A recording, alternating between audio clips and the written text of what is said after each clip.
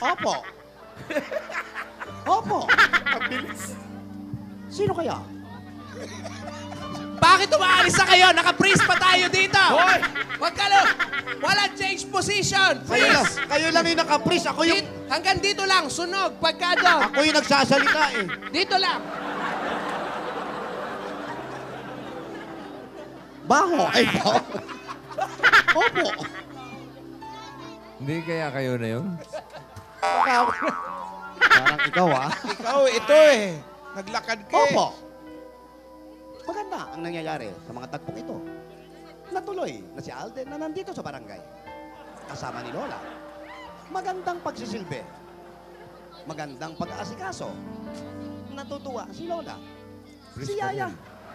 Maganda naman ang kanyang posisyon sa Broadway. Inaalagaan naman siya ng mga dabarkads.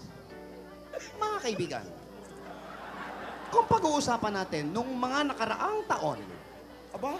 Teka, mahaba yan. Ang haba.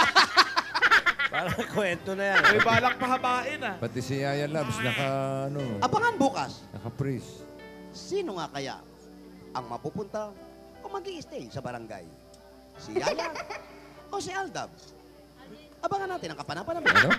Si Yaya Parang o hindi si Aldab? nag-inhale si Lola ni Dora. O si Alden. Puro exhale ginagawa. Oo. Abangan natin ang kapanapan namin.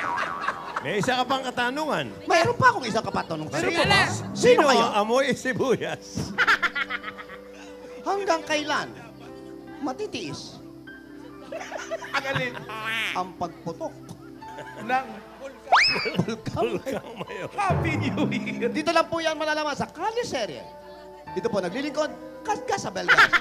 Para sa Tuktok